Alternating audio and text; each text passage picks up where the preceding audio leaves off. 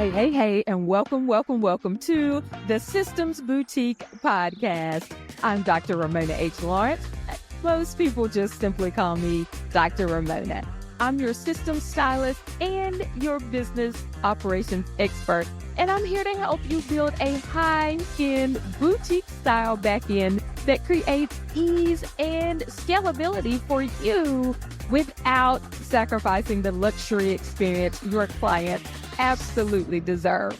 So if you're a speaker, a coach, a consultant, a course creator, or author who's ready to stop the overwhelm, ditch the tech confusion, and finally streamline your systems and operations, you are in the right place.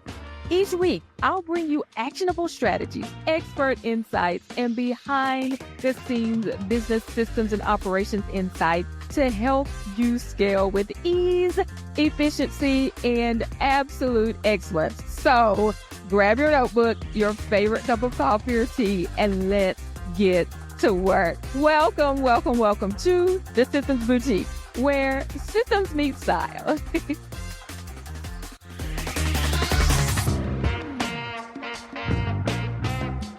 Hey, and welcome to this week's episode of the Systems Boutique podcast. And who do we have styling you in the boutique today? It is Hazel Parker. Hazel, we are so excited to have you in the Systems Boutique. Welcome. Well, I am glad to be here, and I hope I can share some nuggets that your people can use. I am a very proud native of Orangeburg, South Carolina. I'm proud bachelor's and master's degree holder from South Carolina State University, Go Bulldogs. And I have worked in the area of helping people all my career, and grant writing is a part of that. I've worked in social services a long time, and I am looking forward to sharing my knowledge with your people today about grant writing. Yes, that is so exciting. I know that you all are going to love this. We as business owners need to focus on funding. Let me tell you how I found Hazel. You know that we had the podcast with Toki Simmons, and she was just phenomenal with all of the financial information. And so Toki had a workshop about grant writing, and I attended that workshop, and I saw Hazel, and I thought, oh, our audience really needs to hear this. We need to get these funds in. We really need to be able to have the things that we need to fund our businesses. And so here Hazel is. We jumped on the call and we talked, and she is here to give you that information. So we are talking all things grant writing today. And so Hazel, are you ready to get started? Let's go. All right. So let's start at square one, okay? Because some people, I'm sure, have not written a grant. They're brand new to grant writing. What's the very first thing that they need to do before they even think about opening even the Word doc to start the grant? First thing first, they need to get prepared. Three key points on that. They need to have all the paperwork that they need in order to give the funders what they need, and that'll come up, I'm sure, later in this conversation, exactly what that is. They need to be organized, and they need to know what it is they're trying to accomplish. They need to have their goals and objectives clear. They need to know what their project is about and how it helps the people that they are serving. Yeah, so I bet a lot of people in your experience are not clear about that. They just see something and they want to jump into that grant, and it has nothing to do with their organization or the mission and vision and values of their organization. So is that a huge issue that you see often, that people just don't even know how the grant aligns with what they're doing? Yes, and people do what I call money chasing. They'll see a grant and they'll say, oh, wow, this is a $25,000 grant. I want to go for it.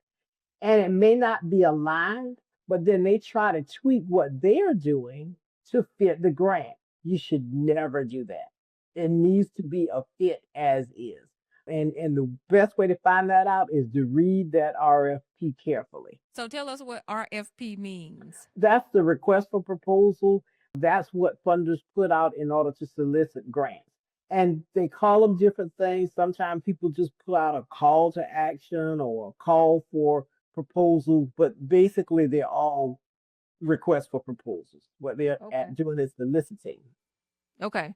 So y'all got the terminology, the RFP, that's the request. We've got to line things up with what our organization is about. We are not chasing money, right?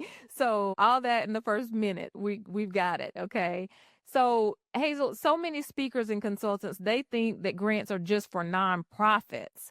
So can you break that myth wide open and then help us understand what types of grant are actually available for-profit businesses? Yeah, and right now there are more becoming available. And while the largest percentage of grants are still given to nonprofits, I have seen growth in for-profit grants. Little did people know the federal government has a lot of agencies that give money to for-profit organizations. What I suggest on that venture is to register with grants.gov so that you can search by what it is you're trying to do.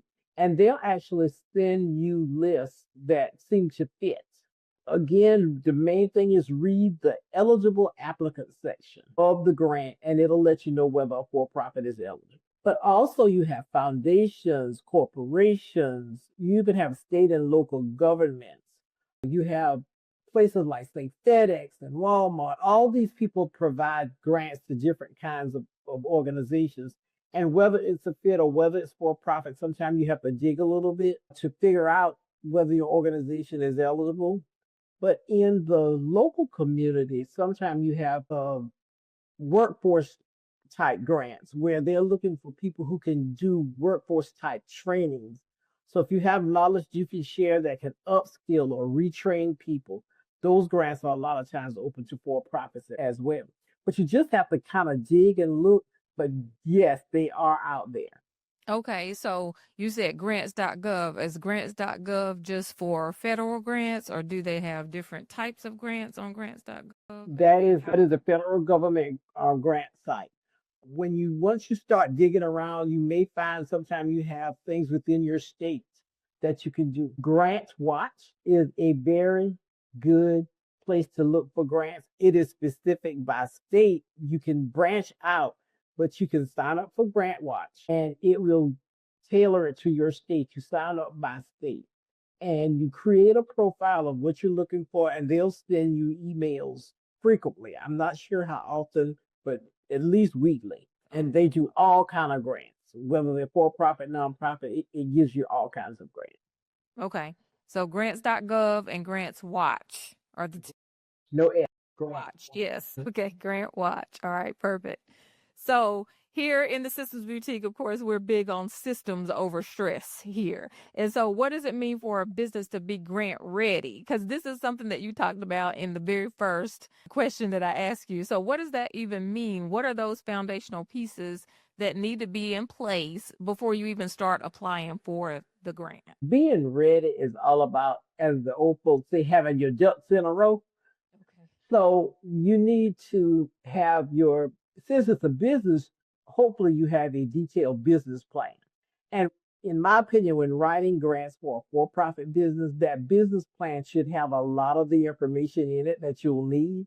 So preparedness, a business plan, clear goals, make sure that you have your proper registrations, licenses, and certifications that you need to operate that business. And also, if you are a minority or woman owned business, there are certifications that go along with that. You have the woman owned small business and minority business development type certifications. So, any of those types of certifications that you qualify for, that may be helpful because sometimes grants are tailored for those groups. Some other things you need to be clear about is who you're serving and what problem you're solving. You also need to have the capacity, the human as well as otherwise financial wherewithal to at least maneuver through the grant process and get additional funding in to grow the business. You need to have the data to back up what you're doing and the fact that it is an issue. If you're solving a literacy problem, then you need to have objective data about the literacy problems in your area. Objective data sources such as you get census records, the community surveys that the census puts out, your health department, the education system, collect the information that you have and have it in your back pocket so that you don't have to fish for all the stuff when you're getting ready to write a grant because you get overwhelmed with the process and won't have your information ready.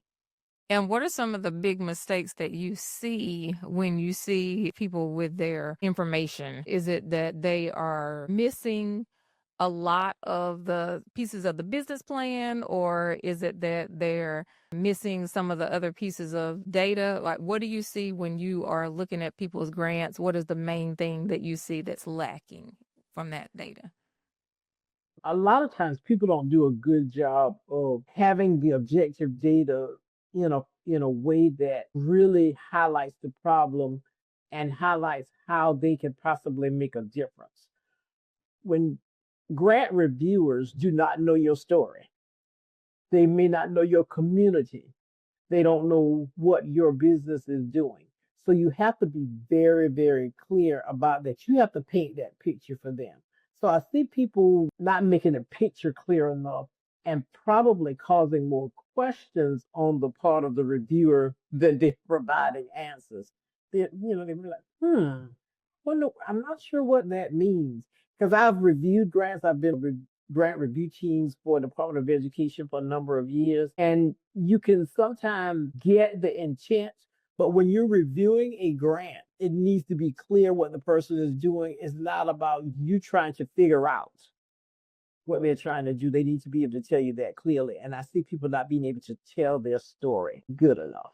Yeah, that's so good. And I write research grants. And so, not necessarily a lot of business grants, but I see the exact same thing. That's the exact same answer I would have given is that people do not know how to tell the story. They are missing pieces. They are leaving you with way more questions than you had when you came to the application. And you're like, I want to fund you. Like, this seems like it's going to be so good, but I can't because you're just and then what I've seen, Hazel, and you can tell me if you see this too, there are random things that people throw in and you're like, why are you adding this? It doesn't make sense to the story. Like, why are you adding this data? Why are you telling this? Really hone in on if I needed to tell this to a kindergartner, what would I say? And then how do I just expand upon that so that it's super simple for somebody who has no clue about what I do, what my business does, who I serve, what problem I solve. And so I think you're absolutely spot on with that because that is what I've seen in my work with grant writing as well. Yep, you got to stay on message. Grant reviews, another point about the random stuff people put in is grant reviewers generally have quite a few grants to review.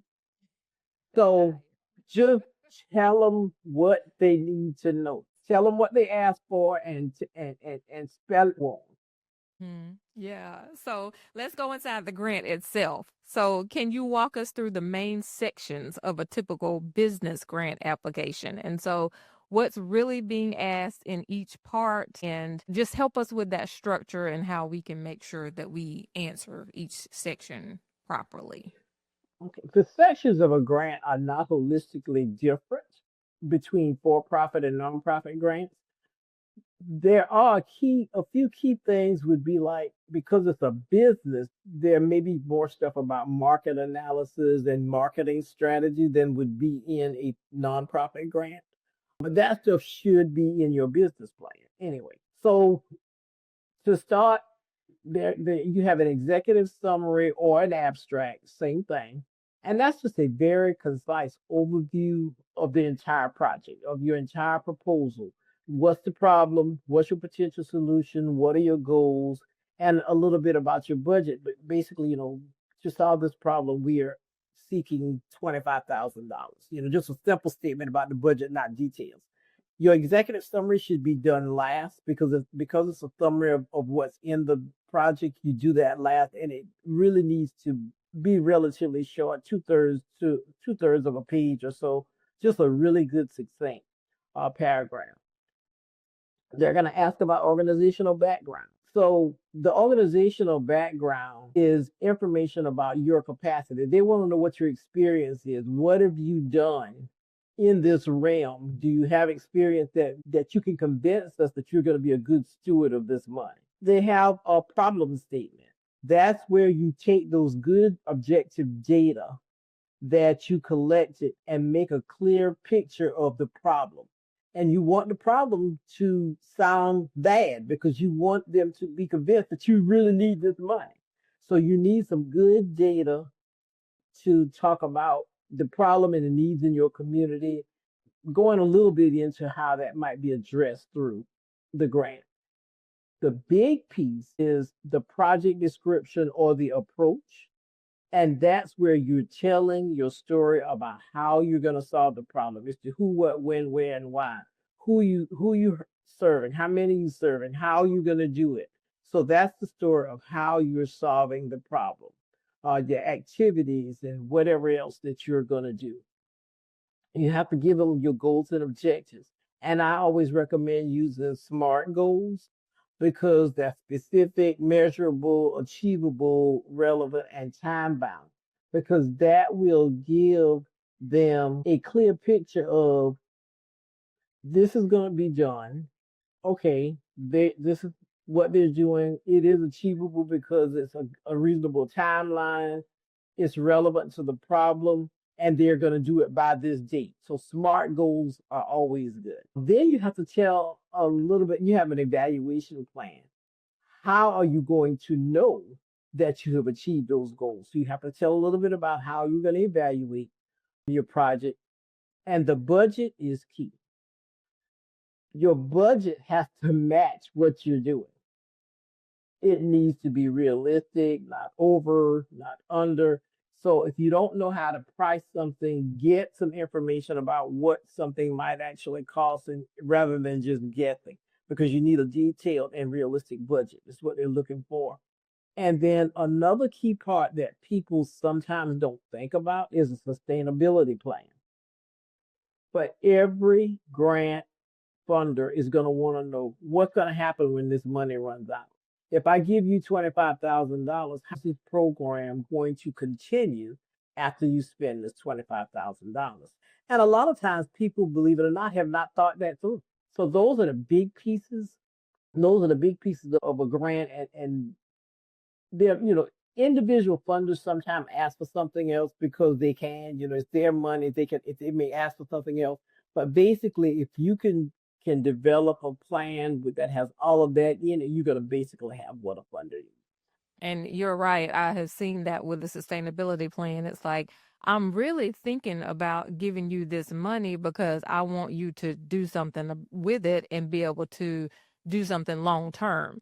Not just I'm giving you the money and then you're back at square one and you need the money all again for the exact same thing. And so how are you building a foundation to continue the work and to make yourself sustainable without having to have grant funding all the time? And so I think that is something that is so key and critical to how we write grants, is to think about what are we doing to build upon that money. The grant writers want to see that their money is going to make money for you in the future. And to that point, the difference kind of, in my opinion, between doing nonprofit work and for-profit work is if it's for profit, then you need to be able to build it so that it is a profitable business. And you should not always need grant money. Hopefully the grant money can give you a boost, or if you're trying to expand, but you hopefully won't need grant money over and over and over again for a for-profit business, whereas nonprofit, that money is spent and they need more money. And, other than fundraisers and that type of stuff, they may not have a steady stream of money like a for-profit should. That's good. That's a good distinction. And so as we're still talking about this story, right? And so what makes a grant narrative actually compelling? And so we have people who run businesses, they're CEOs, they're visionaries, they have a lot of heart. But how do we combine that heart and business strategy in a way that funders actually take us seriously? The rationale, if there is something that happened that really impacted you, your family, your community, that is about why you started or why you're doing this.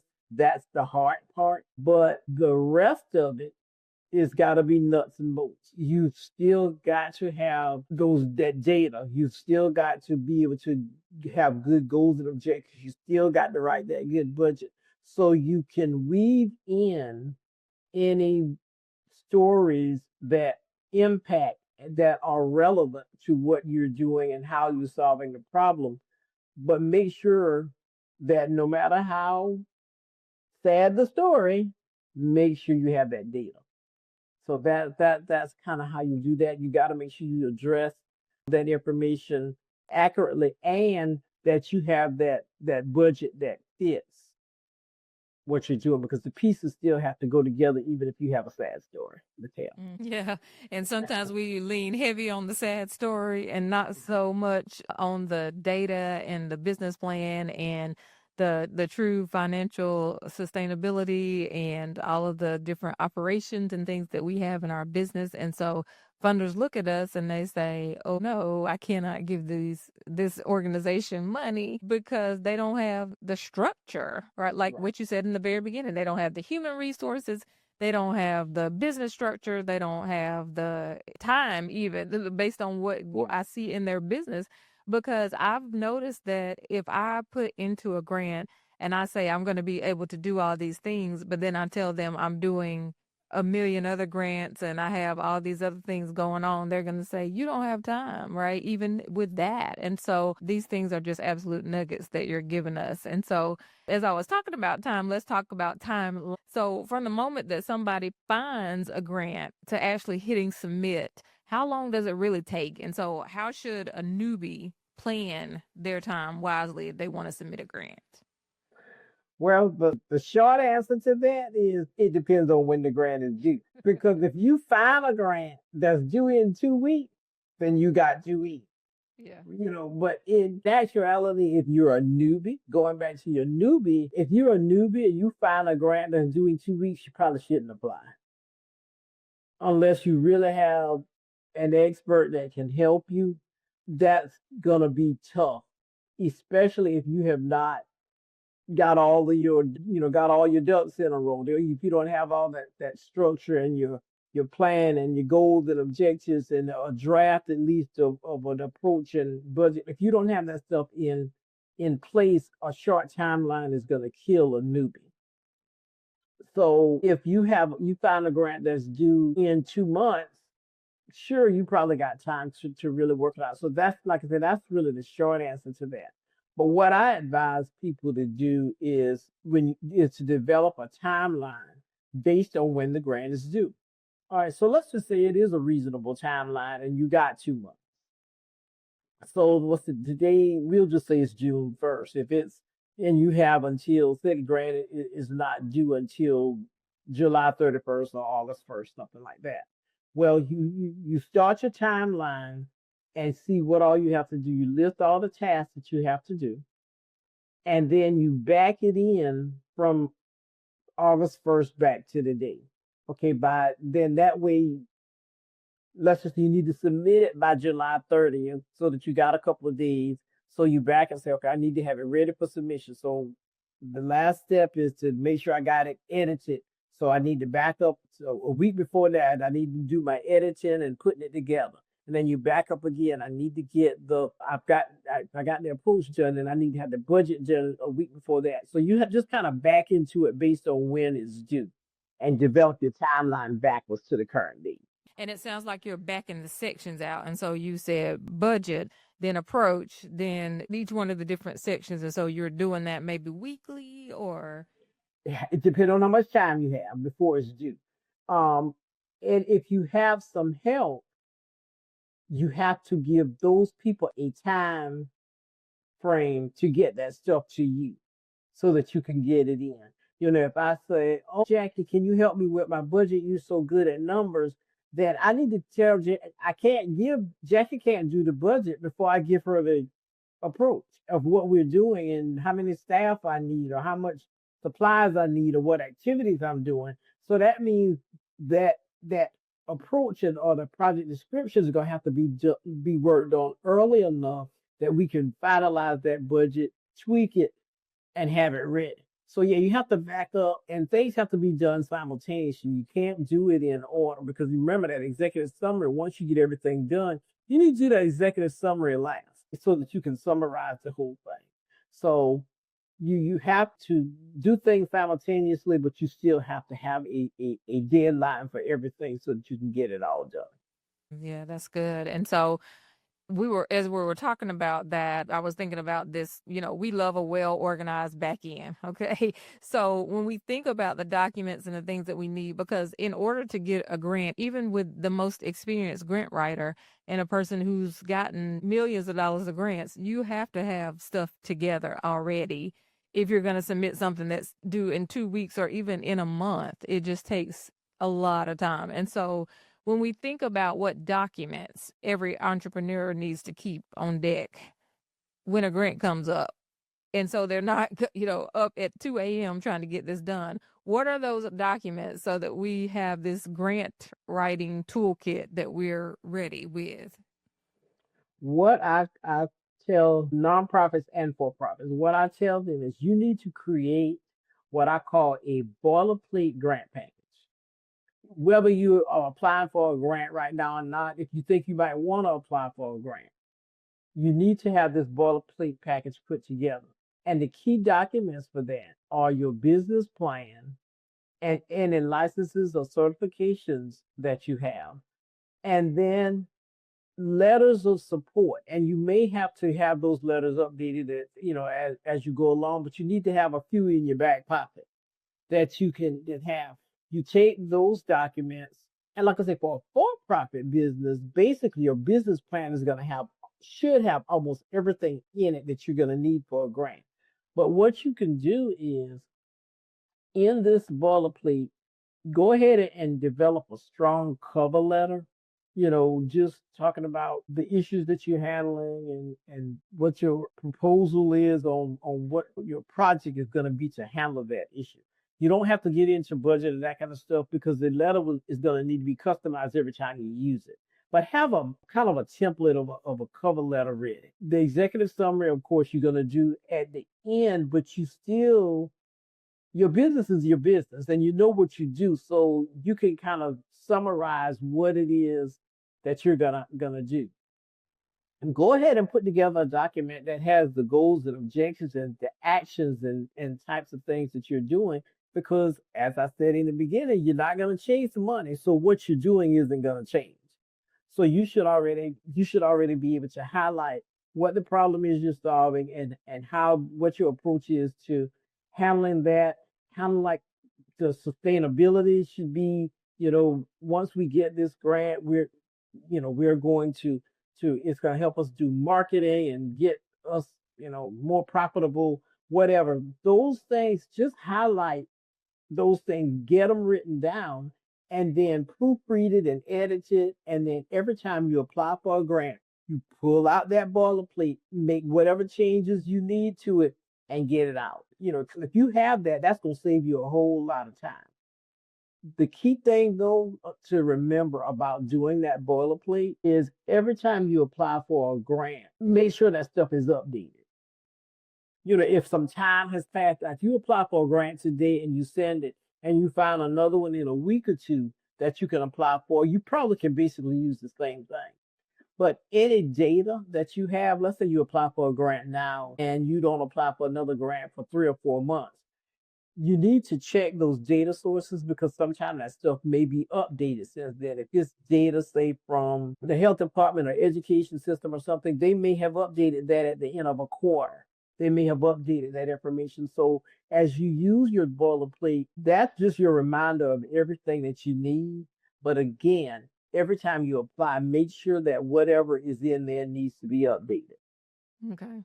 Good. And so as we are thinking about the different pieces that we need, you were talking a little bit about the budget. So let's talk a little bit more about the budget because I know that this is something that really trips people up. And so what's one mistake that you see most often and how can we build a budget that tells the same story as the application? The budgets are just unrealistic and inadequate for what they're trying to do. It just doesn't match what they're trying to do. They'll list costs, and you're not sure how they came up with that figure. And then there's a budget justification. So you'll say, I need $10,000 for X. Where in your justification, you need to indicate how you got to that $10,000. And you'll say, this is 4 computers at $2,500. So that's your $10,000. Okay. So you have people aren't good about explaining stuff, and they also just don't use good figures. You know, clarify the stuff. You know, if you buying computers, or if you whatever it is, products or whatever, you need to get a good idea of what the going rate is for those things at the moment and use that. Sometimes people will overestimate costs, sometimes they'll underestimate costs. And the one thing is, people fail to figure in their administrative costs. You can't always get money for what grant funders call overhead, because that's stuff that you should be paying for every day anyway. However, there's a trick to getting some of that covered. If you say you have 3 staff persons and you're doing a grant, say you have an admin, an accountant, and you, okay? So when you write your budget for your grant, and it says we don't pay for overhead. Well, guess what? You need people to do your project. So you might say 20% of the accountant's time is going to be used to do the accounting for the program.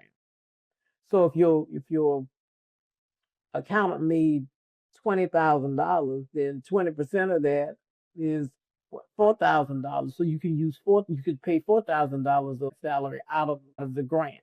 So you have to make sure that you don't cut yourself short on your budget by forgetting about those administrative costs that can be rolled into your project budget. Yeah, I think that's something that people miss so many times. It's like we're charging of things, or we're pricing things based on, just what it costs. But then there's so many other additional costs. There's the delivery of that product. There's as you said, the personnel, the other overhead, and then you're just way upside down in the cost of your products and your goods, because you have not thought about all of those other things. And so that's such an excellent point. One more thing about the budget is, follow the funder's guidelines about budgets. Sometimes they'll send you a template to drop that stuff into, and sometimes they may not have a template, so to speak, but they may have some information about how they want that information presented. If you don't present it in that, you're not going to get the grant. Yeah. That's an easy way to weed people out, that people that don't follow the instructions. Yeah. So a lot of our audience already have books, they have programs, they have coaching services and things like that. And so how can they package that work in a way that fits in a grant application and then shows they're solving a real problem? Find a way to connect your products and services to the need of the community and what you're doing and your project activities for the grant. For instance, you could provide evidence that your books about coaching, or you wrote a book about work-life balance or whatever, show how those products and services are meeting that need in the community and how it fits with the project that you're trying to do. You might even if you've been doing it for a minute, you might even have some information you can share about how those things have been used to make a difference in lives. You might have a few testimonials. I read a book that Sally wrote, and it really helped me to refocus and whatever.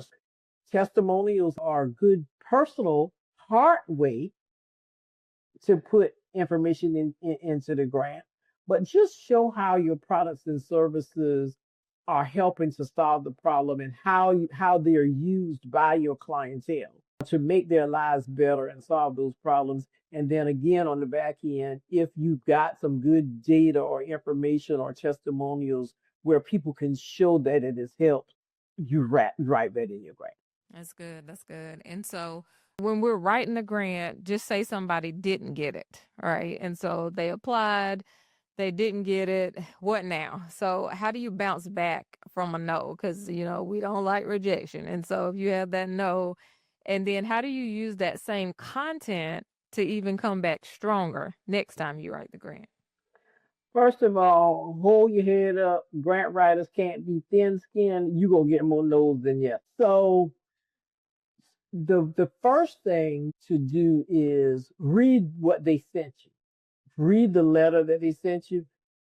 And honestly, though, a lot of times those letters, I call them Dear John letters.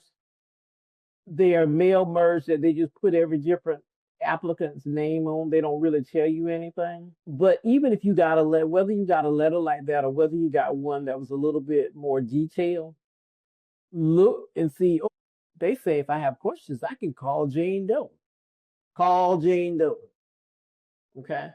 If the letter gave you detailed feedback, read that feedback carefully and still contact them if that's an open window, because they can give you some really, really good information that you can use to strengthen that grant, and whether you can reapply with them or whether you use that to strengthen the grant to apply somewhere else. Use the information from that feedback. If you, you know, if it if they gave you feedback about structure or anything like that, you might just want to get some help, seek somebody who has more experience with writing grants to just help you reword it or reformulate the way you've done some things. But the best thing that I can tell you is if you can contact that funder to seek additional feedback, that's going to be your best option. And sometimes that's just not an option. Okay. And if you can, try to build a relationship with that company, because I can tell you relationships gets money. Mm-hmm. So Yeah. build relationships, use the feedback, redo the grant based on that feedback, make it stronger, and either resubmit it to them or send it to, use it for all your grants. Mm-hmm. Good, good. And so now that we've heard all of these things that you said, Hazel, now we're ready to write a grant. And so I know that there are people that are like, I'm doing this quarter. And so we're going to be moving into Q3 soon. And so there's a lot of things that are going to be coming up, and we're wanting to close out strong in this next few quarters of the year. And so if somebody wants to start applying this quarter, what are three concrete steps that they should take this week? This week, we're ready for them to take action to move forward to win her first grant. Start looking, research, start looking for grants, start looking for opportunities. The second thing is make sure you got that boilerplate document with all that stuff together so that if you find one that's with a short window, you can pull it together quickly and get it done. And then the third thing is you want to do it this quarter, so develop a timeline. Say what would I need to do this week, next week, the next week in order to apply for grants before this quarter ends. So those are the three things. Do your research, make sure that boilerplate package is ready, and develop a timeline so that you can meet that quarter goal. I love that, Hazel. So I just thought of when you were saying that, do a lot. Okay, so a lot. Look, get organized in a timeline. A lot. LOT. Look, organized in a timeline. That is what you want to do. If you want to write a grant this quarter, do a lot. Look, organized in timeline, and then start. Good. That's a good acronym. I like acronyms. Yeah. So, Hazel, I know that you've helped so many businesses get funded. And so, what's one underrated thing? I know we just talked about networking. And so, I wonder if that's it or if it's something else, if that really makes your clients stand out in a crowded pool, because that's what we're trying to do. We're trying to not be buried in all of the other applications. And so, how can our listeners steal that secret from you today? My thing is be concise. Tell a compelling story, but give them the Reader's Digest condensed version of the story. because they don't want to read along. They don't want to read a long story. And more importantly, make sure that your proposal is proofread by somebody who didn't write it.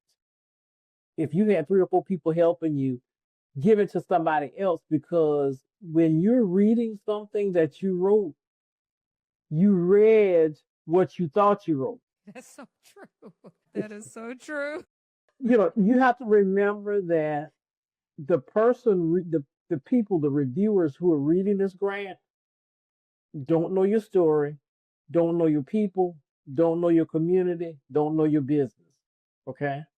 So you got to make them understand. So write a clear, concise, compelling story. Make sure your budget is airtight and fits with that.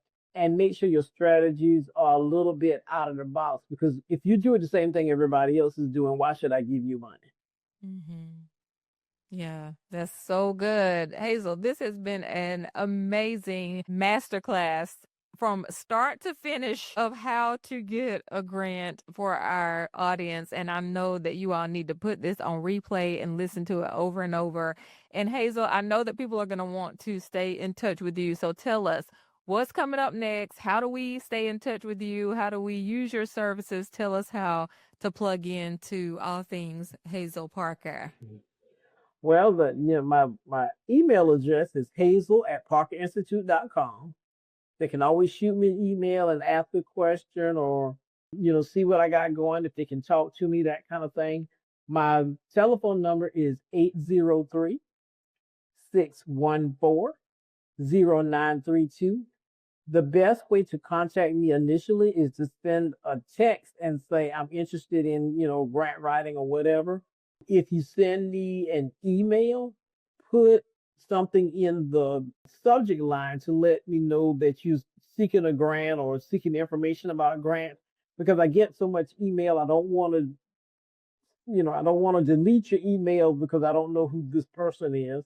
So those are the best 2 ways to contact me. Okay. And so we can contact you if we're ready to write a grant. And do you have a service where you help people write grants, or tell us? Yeah. I can do many things. I have helped people write grants. Let's say you got a grant coming up and you really need some help now. I can provide a service to help you write the grant. But what I like to do with people is build their capacity. So I like to help people create those boilerplate documents, to create that plan where you don't need to necessarily pay a grant writer every time, because then that's money out of your pocket that you can use for your programs. So, and that's a hard sell, believe it or not. For whatever reason, people don't want to do that. They just want to pay somebody to write the grant every time. And I said, you could build your internal capacity by building this boilerplate. Let me come in and work with you and your staff, and we'll go through the entire process and create this boilerplate document, including any kind of attachments, appendices that may have to go with the grant. And then, of course, I would end with telling them to make sure they keep that stuff up to date. But that's so I can go the gamut. I can help them. I can help them write the grant. I can help them get those documents done. I can help them with reviewing it, on the back end once it's done, because I'll pick them apart. Because I review grants. And if people want, help down the road, they can say, well, what would you charge me? I've got all these reports. I don't know what to do with them. I got these reports due. Can you help me, get these reports submitted? And, I can help with that as well. Awesome. Well, Hazel, this has been absolutely amazing. I'm so excited for our community to just engulf this information and start writing these grants. And y'all go out and do a lot. Look, then organize and figure out your timeline and get on those grants, because we are so excited for you to get funded and to do the things that you need to do to impact the world. So Hazel, thank you so much for being on this week's episode of the Systems Boutique Podcast. And you all, thank you for listening. We'll see you next week on the podcast. Bye. Bye. All right, my chic CEOs, that's a wrap for today's episode.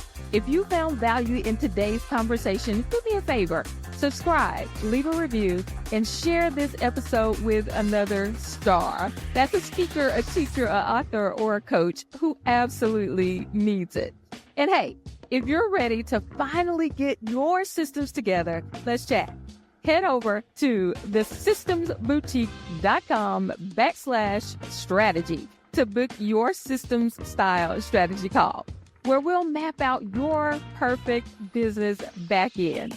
So until next time, keep it chic, keep it systemized, and keep shining like the absolute star you are. See ya.